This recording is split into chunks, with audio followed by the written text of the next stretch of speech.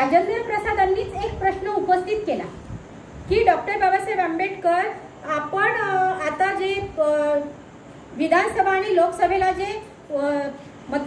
उमेदवार उभे राहतील तर ते कमीत कमी काय असले पाहिजे, ग्रॅज्युएट असले पाहिजे, म्हणजे पदवीधर असले पाहिजे, असं राजेंद्र प्रसादांनी बाबासाहेबांसमोर प्रश्न उपस्थित केला.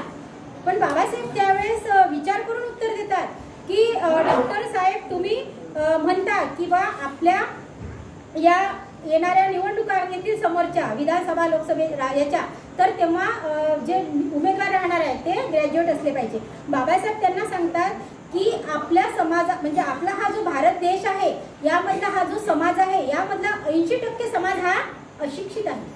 म्हणजे 80% समाज हा निरक्षर असल्यामुळे 20% लोकांच्या जवळ फक्त शिक्षणाचं हे होतं, अधिकार होते. मग ते 20% लोकांच्या हाती आपण 80% लोकांची सत्ता देणार का?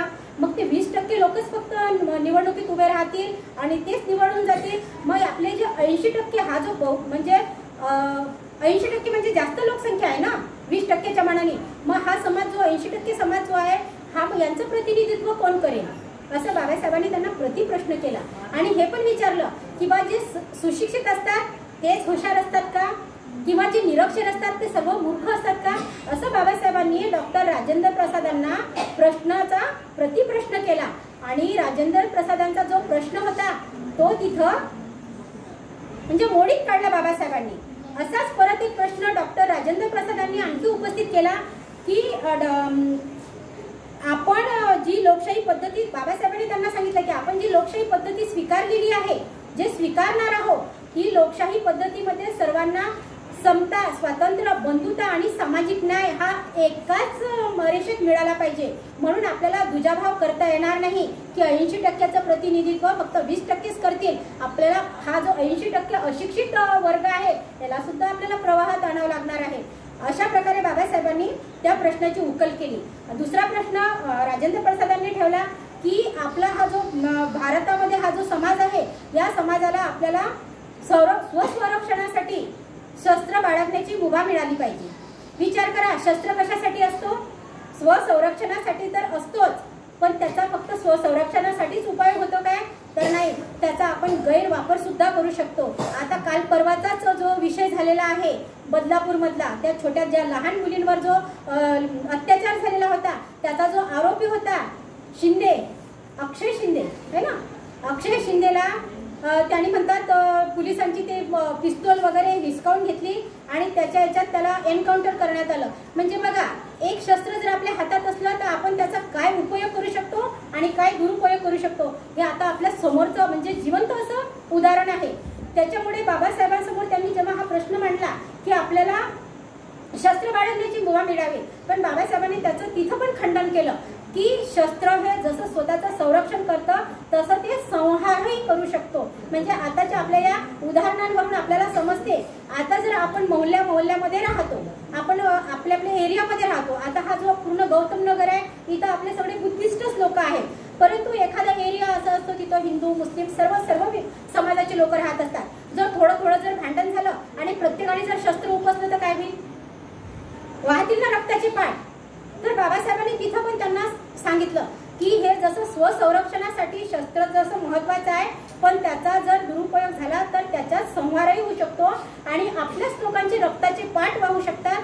त्यासाठी हे सुद्धा गरजेचं नाही आहे की स्वसंरक्षणासाठी आपल्याला शस्त्र बाळगताच आलं पाहिजे. म्हणजे बाबासाहेबांनी हाही प्रश्न त्यांचा निकालात काढला. म्हणजे बाबासाहेबांची दूरदृष्टी बघा किती होती. बाबासाहेब किती विद्वान होते की ते पायाजवळचा विचार करत नव्हते. राजेंद्र प्रसाद हे अध्यक्ष जरी होते तरीही त्यांनी बघा विचार म्हणजे बाबासाहेबांची त्यांना बुद्धीची बहुतेक कसोटी पाहायची असेल की बाबासाहेबांची बुद्धीची तीव्रता किती आहे म्हणून, पण बाबासाहेब तिथंही सक्सेस झालेले आहेत. बाबासाहेबांनी तिथेही आपल्या विद्वत्तेच्या जोरावर त्यांना दाखवून दिलेलं आहे की मी अहिंसावादी आहे.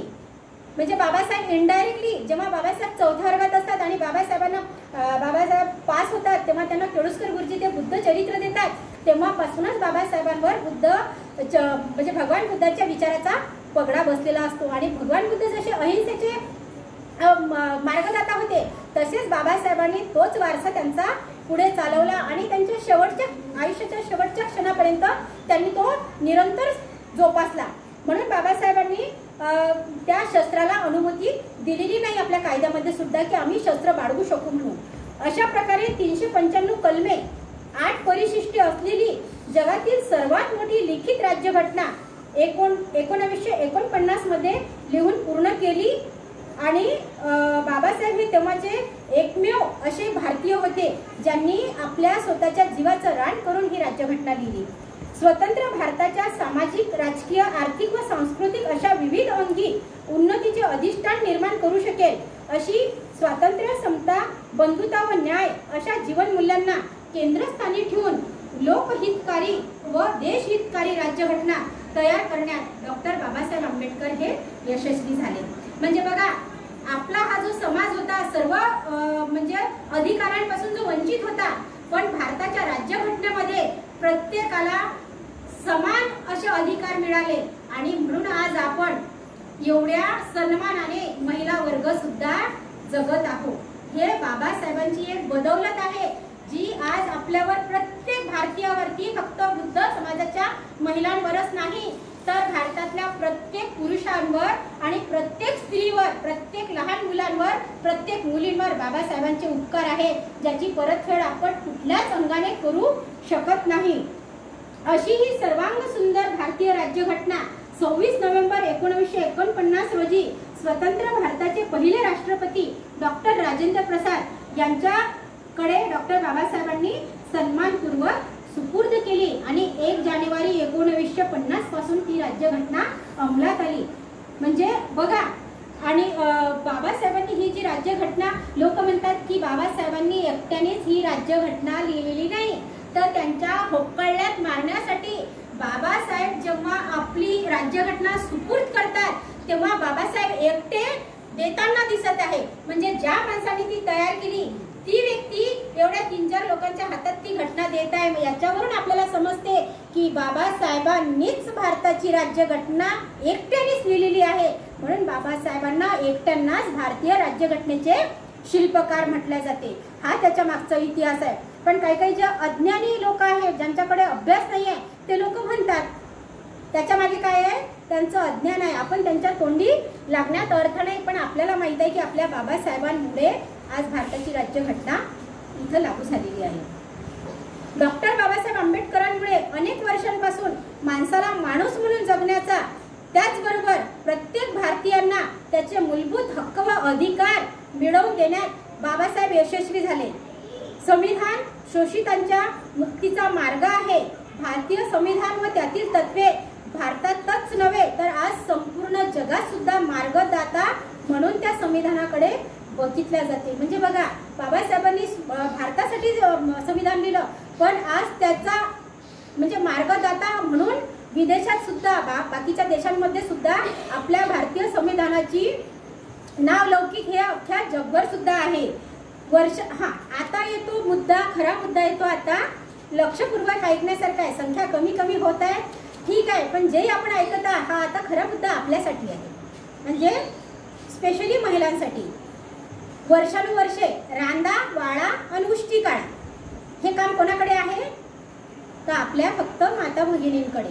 कारण की लेकरं पैदा करणं आणि त्यांचं संगोपन करणं आणि घरातल्यांची फक्त गुलामगिरी करणं हा सगळा प्रपंच फक्त महिलांच्या डोक्यावर लादलेला आहे. म्हणजे ही सर्व करामत कोणाची होती, तर तेव्हाच्या मनुस्मृतीची होती. कारण की मनुस्मृतीने पहिला म्हणजे त्यांनी जी उतरण निर्माण केलेली होती चातुर्वर्ण व्यवस्थेची, ब्राह्मण, क्षत्रिय, वैश्य, शूद्र 4 वर्ण, त्याच्यात महिलांचा कुठंच जागा नाही.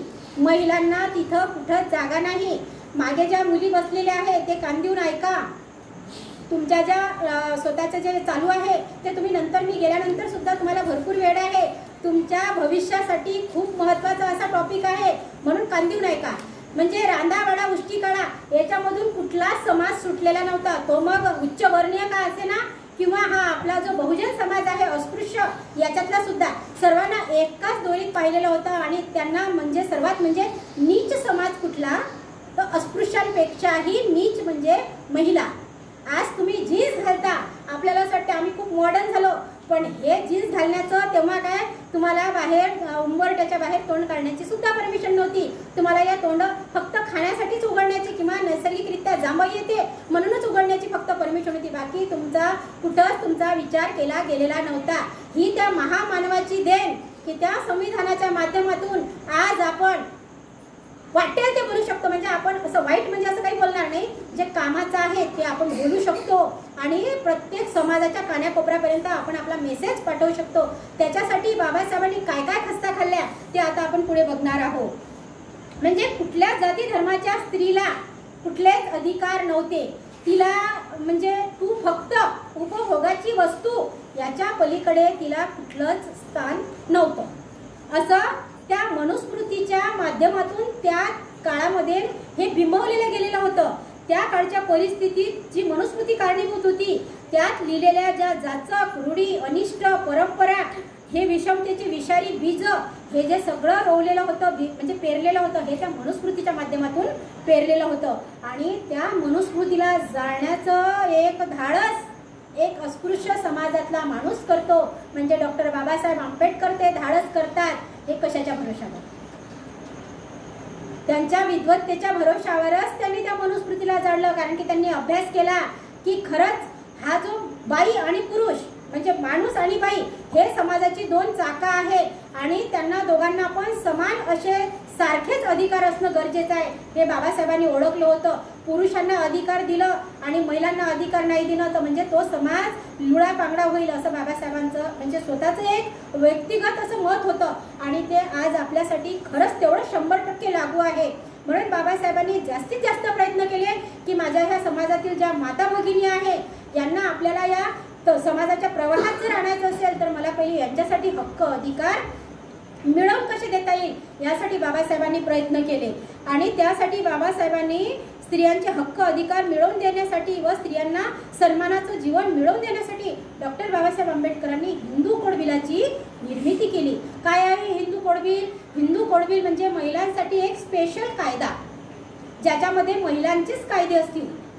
म्हणजे महिलांना बघा तुम्हाला घरामध्ये काही निर्णय घेण्याचा अधिकार आहे का? तुम्ही आता इतक्या ज्या बसलेल्या शिकलेल्या सवरलेल्या ज्या काही महिला असतील बघा तुम्ही घरामध्ये कुठलाही जरी कोणता निर्णय होत असेल तर त्याच्यात तुमचं मत ग्राह्य धरल्या जाते का? सांगा, ग्राह्य धरल्या जाते तुमचं मत?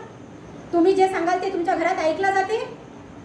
आजही बाबासाहेबांनी एवढा संविधानाचा अधिकार देऊनही आजही आपल्याला विहारात जर यायचं असेल घर तुमच्या आजूबाजूलाच आहे काहीतरी किलोमीटर पण नाही काहीतरी फरलांगावर तुमचं घर आहे तरी पण जाताना नवऱ्याला सांगून यावं लागते की मी विहारात जाते जाऊ का? आहे ना असा प्रश्न येतो की नाही? म्हणजे इथपासून आपली सुरुवात आहे की आपल्याला प्रत्येक गोष्टीचा निर्णय घेण्याचा सुद्धा तुम्हाला चांगल्या कर्म करण्यासाठी सुद्धा तुम्हाला अधिकार नाही. तेव्हाची परिस्थिती तर खूपच वाईट होती. आज आपण मतदानाला जातो. विचार करा तुम्ही स्वतःच्या मनाने मतदान करून येता का? तुम्ही घरात पहिले सल्ला मसलत करता. तुमचा नवरा येईल तो तुम्हाला सांगेल अमक्या ढमक्यालाच मतदान करायचं. तुम्ही जाल आणि नंदी बैलासारखं त्यालाच मतदान करून या. आहे की नाही सत्य परिस्थिती? विचार करा आपण आपल्या अधिकाराचा म्हणजे अधिकाराचा वापर आपण करतो का? तुम्हाला बुद्धी नाही का?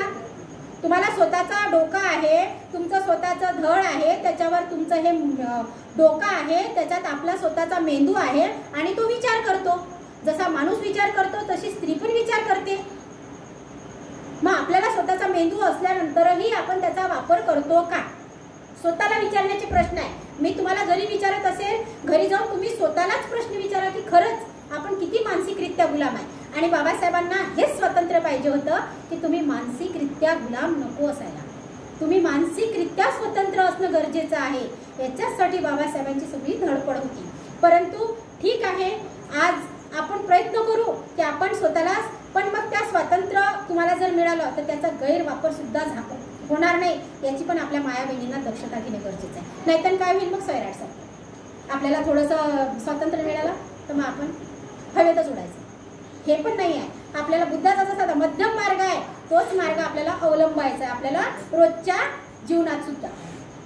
मग बाबासाहेबांनी हे अधिकार मिळवून देण्यासाठी भारतीय स्त्री कायद्याचा मसुदा होता हिंदू कोड बिल म्हणजे आणि हा मसुदा तयार करण्या 24 फेब्रुवारी 1949 रोजी बाबासाहेबांनी तो संसदेत मांडला.